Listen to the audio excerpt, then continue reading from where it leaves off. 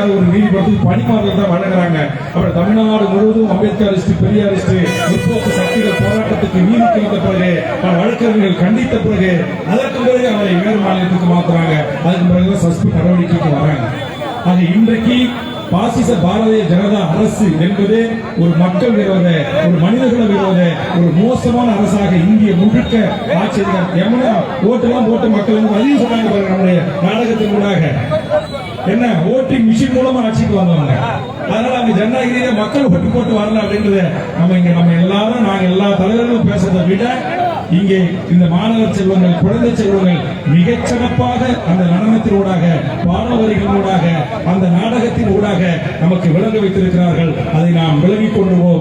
இன்றைக்கு மனித உயிர்களை மாய்க்கின்ற இந்த பாசிச சங் பரிவார கும்பல்களுக்கு எதிராக காஞ்சி மக்கள் மன்றம் எடுக்கிற அத்தனை நிகழ்வுகளிலும், அத்தனை போராட்டங்களிலும் ஒரு மனிதர்கள் விரோத கட்சி ஒன்று இந்த உலகத்தில் இருக்கிறாங்கன்னா அது பாரதிய ஜனதா தான். பாரதிய ஜனதா வீழ்த்தப்பட வேண்டும். அண்ணன் திருமா சொல்ற கருத்தோ, நான் சொல்ற கருத்தோ, சிபி சொல்ற கருத்தோ, சிபி கருத்தோ, அது எங்கள் அண்ணன் தம்பி பங்காளிக்குள் இருக்கிற சின்ன சின்ன சிக்கல்களை குறித்து நாங்கள் பேசுகிற கருத்துக்களை பத்திரிகை ஊடகங்கள் பெரிதாக்கி அண்ணன் திருமா திமுக விட்டு வெளியேற மாட்டாரா, வேல்முருகன் ஜாதி கட்சியில போய் சேர மாட்டாரா அப்படின்னு நீங்க எல்லாம் கனவு கண்டீங்க. உங்கள் கனவு அனைத்தும் மெய்ப்படாது. வாய்ப்புக்கு நன்றி, வணக்கம்.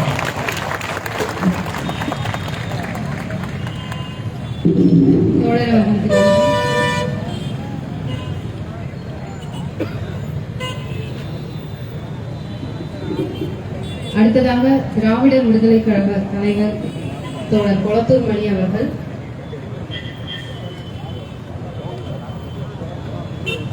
பொதுவா நம்ம பார்ப்போம், பெரியார் எந்த அளவுக்கு தன்னுடைய இறுதி மூச்சு வரை பரப்புரை பயணம் செய்தார். அந்த மாதிரி நம்ம தோழரும் இன்றளவும் தொய்வு இல்லாம தமிழ்நாடு முழுக்க பரப்புரை செய்து கொண்டிருக்கிறாரு. பெரியாருடைய கருத்துக்களா இருக்கட்டும், இந்த பரப்புரை பெரியார் கிட்ட ஒரு முறை கேட்டாங்க, நீங்க ஏன் கட்சி தேர்தல்ல வரமாட்டீங்களா, நீங்க தேர்தல் நீங்க நில்லுங்க அப்படின்னு சொல்லிட்டு. அப்போ அவர் சொன்னார், நாங்க நிற்போம், நாங்க ஜெயிச்சோம்னா சாதியே இல்லைன்னு சொல்லிடுவோம். அப்போ அதை ஏத்துக்கக்கூடிய மனநிலை மக்களுக்கு இருக்கணும்.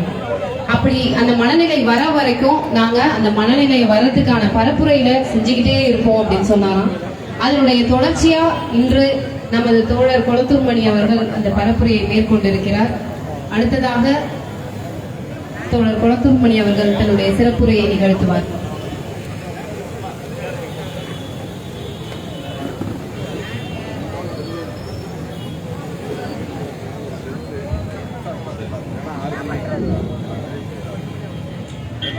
பாசிச பாஜகவை வீழ்த்துவோம், மாநில அதிகாரங்களை மீட்டெடுப்போம் என்ற தலைப்போடு நடந்து கொண்டிருக்கிற இந்த உடைப்பார் தின விழா நிகழ்ச்சியின் தலைவர், மக்கள் மன்றத்தின் ஒருங்கிணைப்பாளர் மகேஷ் அவர்களே, இந்த நிகழ்வில் சிறப்புரையாற்ற வருகின்றிருக்கிற விடுதலை சிறுத்தைகள் கட்சியின் தலைவர், நாடாளுமன்ற உறுப்பினர் தோழர் முனைவர் தோழர் திருமாவளவன் அவர்களே,